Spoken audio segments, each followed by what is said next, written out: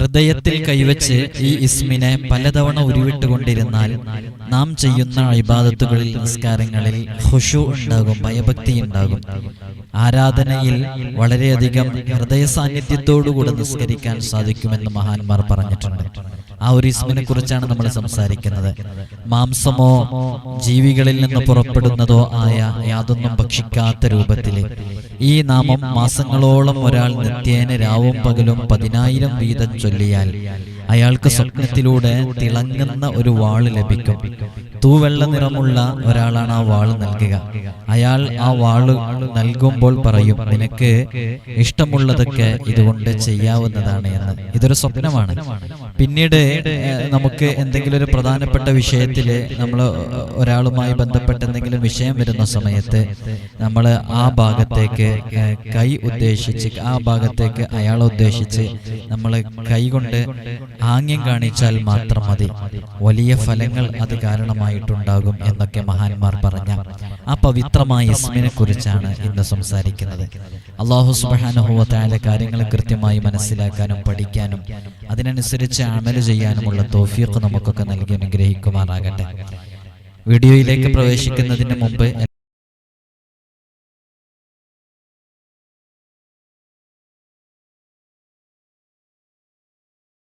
ചൊവ്വാഴ്ച വരാൻ വേണ്ടി ബുക്ക് ചെയ്യേണ്ടത് ഞായറാഴ്ച 10 മണിക്ക് ശേഷമാണ് വിളിക്കേണ്ടത്.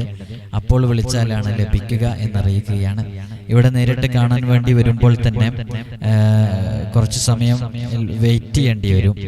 ഒരു 3-4 മണിക്കൂർ അല്ലെങ്കിൽ 2-3 മണിക്കൂറൊക്കെ. അപ്പോൾ ക്ഷമയോടുകൂടെയാണ് വരേണ്ടതെന്ന് ഓർമ്മപ്പെടുത്താണ്.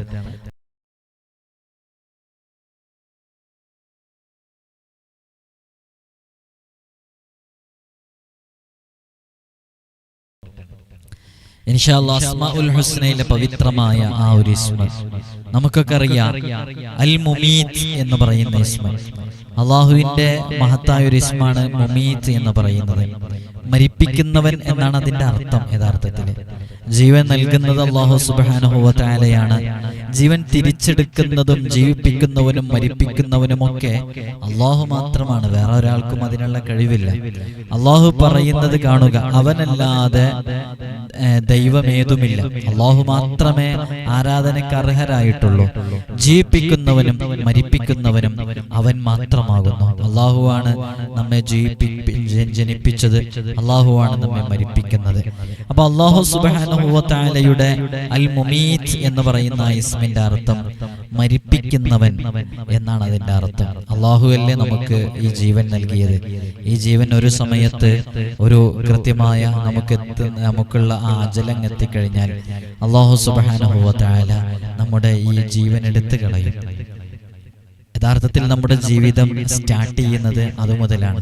പിന്നെ ആത്മാവുമായി ബന്ധപ്പെട്ട് നമ്മുടെ ജീവിതം, പിന്നീടാണ് യഥാർത്ഥത്തിൽ ഖബർ ജീവിതവും സ്വർഗവും നരകവും ഒക്കെ വന്ന് അനന്തമായ കാലം ജീവിക്കാനുള്ള ഒരു സ്റ്റാർട്ടിങ് യഥാർത്ഥത്തിൽ മരണത്തോടു കൂടെയാണ് ആരംഭിക്കുന്നത്. എതിരാളികൾ പരാജയപ്പെടാൻ ഈ ഒരു ഇസ്മ 70 തവണ ഉരുവിടൽ വളരെ ഫലമുള്ളതാണ് എന്ന് മഹാന്മാരൊക്കെ പറഞ്ഞിട്ടുണ്ട്. അപ്പൊ 70 തവണ യാ മുമീത്തു യാ അല്ലാഹ്, യാ മുമീത്തു യാ അല്ലാഹ് എന്നൊരുട്ട് കൊണ്ടിരുന്നാൽ ഒരു ശത്രുക്കൾക്കും നമ്മെ ഒന്നും ചെയ്യാൻ സാധിക്കൂല എന്നുള്ളതാണ്. അപ്പോ ഈ നാമം സ്ഥിരമായിട്ട് ഇങ്ങനെ പതിവാക്കി കഴിഞ്ഞാൽ അതിന് നല്ല ഫലമുണ്ടാകും എന്നുള്ളതാണ്. ഈ വീഡിയോയുടെ തുടക്കത്തിൽ ഞാൻ സൂചിപ്പിച്ചതുപോലെ ഹൃദയത്തിൽ കൈവച്ച് ഇത് പലതവണ ഉരുവിട്ടുകൊണ്ടേയിരുന്നാൽ ആരാധനാ കർമ്മങ്ങളിൽ, നാം ചെയ്യുന്ന ഇബാദത്തുകളിൽ അതിലെ ഒരു ഖുശൂ, ഒരു ഭയഭക്തിയൊക്കെ നമുക്ക് ലഭിക്കും. നല്ല കോൺസെൻട്രേഷനോടുകൂടെ നല്ലോണം ഇബാദത്തിൽ തന്നെ ലയിച്ച് നമുക്ക് ഇബാദത്ത് ചെയ്യാനുള്ള ഒരു കഴിവ് നമുക്കുണ്ടാകും എന്നുള്ളതാണ്. സ്വന്തം ശരീരത്തെ നിയന്ത്രിക്കാൻ സാധിക്കാത്തവർ ഉറങ്ങാൻ കിടക്കുമ്പോൾ ഇതിനെ ഉരുവിട്ടുകൊണ്ടിരുന്നാൽ മതി. എന്നാലേ ശരീരം തന്റെ അധീനതയിൽ വരും. ദിനം പ്രതി ഇത് 70 തവണ പ്രകീർത്തിച്ചാൽ യാതൊരു മാരണവും സിഹറും അവനെ ഏൽക്കുകയില്ല എന്നുള്ളതാണ്. നമുക്ക് സ്വന്തം ശരീരത്തെ നിയന്ത്രിക്കാൻ പറ്റാത്തൊരു സാഹചര്യത്തിലൂടെ ചിലപ്പോഴൊക്കെ നാം കടന്നു പോകാറുണ്ട്, പല സന്ദർഭങ്ങളിലായിട്ട്.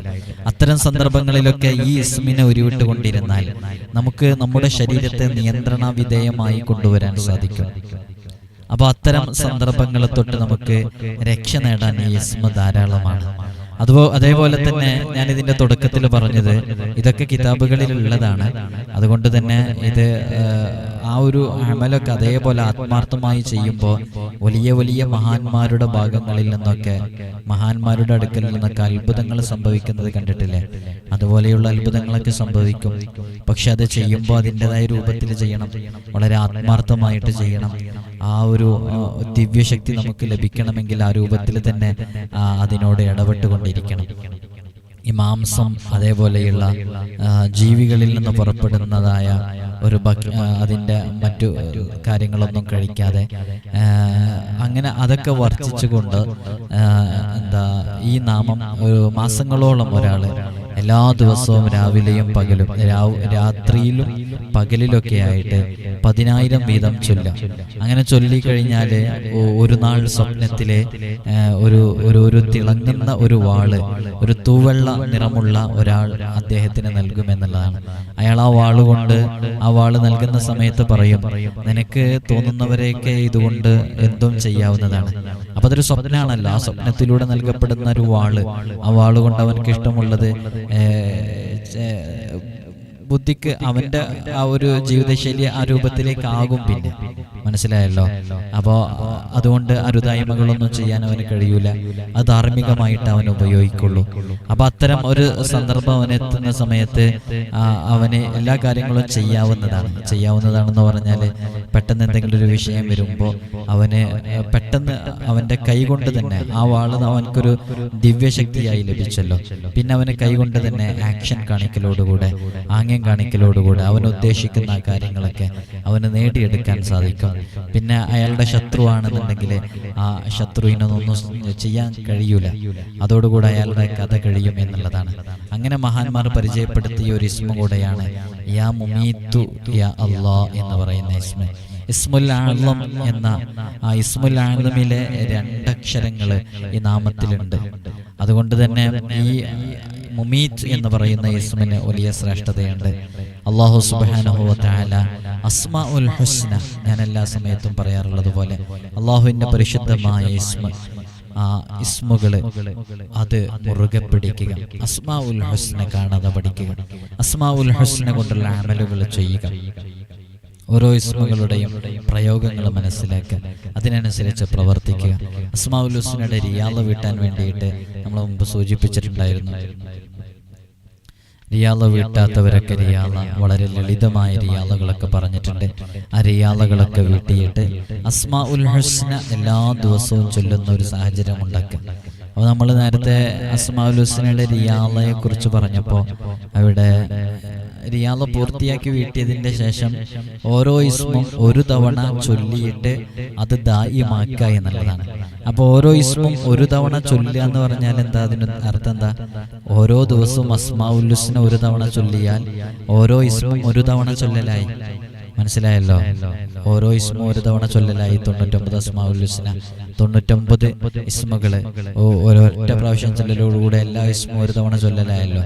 അപ്പൊ അങ്ങനെ ചൊല്ലിയിട്ട് അതിങ്ങനെ ദായിമാക്കി കൊണ്ടുവന്നാൽ അസ്മാഉൽ ഹുസ്നയുടെ റിയാള വീട്ടി അതിനോടുള്ള കടപ്പാടുകളൊക്കെ വീട്ടിയിട്ട് ഇങ്ങനെ ജീവിതം മുന്നോട്ട് പോകണം. അപ്പൊ അതില് അസ്മാഉൽ ഹുസ്ന അവന്റെ ജീവിതത്തിന്റെ നിഖില മേഖലകളിൽ അവനക്ക് ഉപകാരം ലഭിക്കുന്ന രൂപത്തിൽ അത് എത്തും എന്നുള്ളതാണ്. ഓരോ വിഷയങ്ങൾക്കും നമ്മൾ അതിനൊക്കെ പ്രയോഗിക്കുന്നതിനനുസരിച്ച് അതിനുള്ള റിസൾട്ട് ഉണ്ടാകും എന്നുള്ളതാണ്. അള്ളാഹു നമുക്ക് തൗഫീഖ് നൽകി അനുഗ്രഹിക്കുമാറാകട്ടെ. അതേപോലെ തന്നെ നിങ്ങൾക്കൊക്കെ അസ്മാഉൽ ഹുസ്നയൊക്കെ ചൊല്ലാൻ വേണ്ടിയിട്ട് നമ്മുടെ നൂറെ മദീനയുടെ മജ്ലിസിലിരുന്നാൽ നിങ്ങൾക്ക് അസ്മാഉൽ ഹുസ്നയിൽ പങ്കെടുക്കാം. എല്ലാ ദിവസവും രാവിലെയും വൈകുന്നേരവും നൂറെ മദീനയുടെ മജ്ലിസിലിരുന്ന് അസ്മാഉൽ ഹുസ്ന ചൊല്ലുന്നവരുണ്ട്. വർഷങ്ങളായി ഇതിൽ പങ്കെടുക്കുന്നവരുണ്ട്. തുടക്കം മുതൽ ഇതിൽ പങ്കെടുത്തവരുണ്ട്. അപ്പൊ അതേപോലെ നിങ്ങൾക്കും അസ്മാഉൽ ഹുസ്ന ചൊല്ലാവുന്നതാണ്, പങ്കെടുക്കാവുന്നതാണ്. അങ്ങനെ പങ്കെടുക്കുമ്പോൾ വലിയ അത്ഭുതങ്ങൾ അത് കാരണമായിട്ട് സംഭവിക്കും. അള്ളാഹു നമ്മുടെ പ്രയാസങ്ങള്, ബുദ്ധിമുട്ടുകളെല്ലാം അള്ളാഹു അതിൽ നിന്നൊക്കെ നമുക്ക് മോചനം നൽകട്ടെ. ഒരുപാട് ആളുകൾ ദുആ കൊണ്ട് വസിയത്ത് ചെയ്തിട്ടുണ്ട്, പ്രത്യേകം ദുആക്ക് ഏൽപ്പിച്ചിട്ടുണ്ട്. ഇവിടെ നേരിട്ട് വരുന്ന പല ആളുകളും അവർ നമ്മളോട് പറയാറുള്ളത് ഉസ്താദ് എപ്പോഴും ദുആയിൽ ഉൾപ്പെടുത്തണം എന്നുള്ളതാണ്. അള്ളാഹുവേ, അവരൊക്കെ എന്ത് വിഷയങ്ങൾക്ക് വേണ്ടിയാണോ വന്നിട്ടുള്ളത് അതൊക്കെ നീ പൂർത്തീകരിച്ചു കൊടുക്കണം റഹ്മാൻ. രോഗങ്ങൾക്ക് ശിഫ നൽകണം അല്ലാഹ്. കടങ്ങൾ വീട്ടിക്കൊടുക്കണം റഹ്മാൻ. പെട്ടെന്നുള്ള മരണങ്ങളെ തൊട്ട് കാക്കണം അല്ലാഹ്.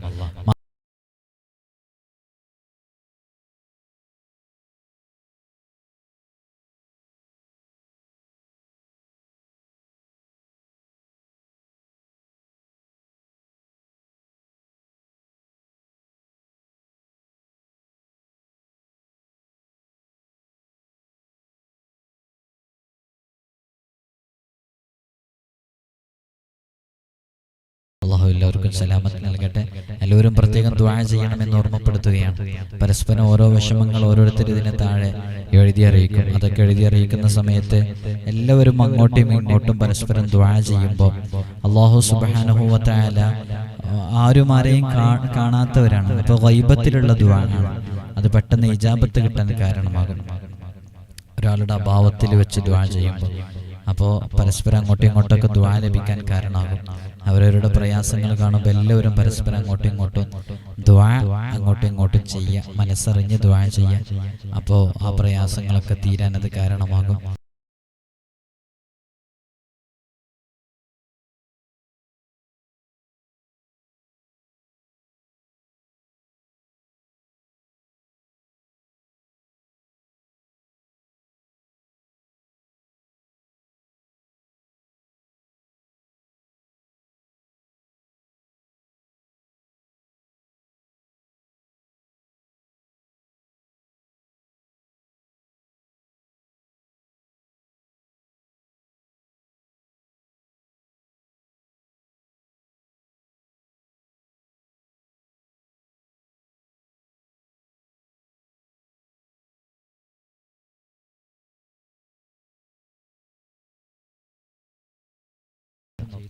ഏത് അമല് കാരണമായിട്ടാണ് നമുക്ക് രക്ഷ ലഭിക്കുക, നമുക്ക് ഫത്ഹ് ലഭിക്കുക എന്ന് പറയാൻ പറ്റില്ല. ഇൻഷാ അല്ലാഹു നമ്മുടെ എല്ലാ പ്രയാസങ്ങളിൽ നിന്നും സലാമത്ത് നൽകട്ടെ. എല്ലാവരും ദുആ ചെയ്യണം. അസ്സലാമു അലൈക്കും വറഹ്മത്തുള്ളാഹി വബറകാതുഹു.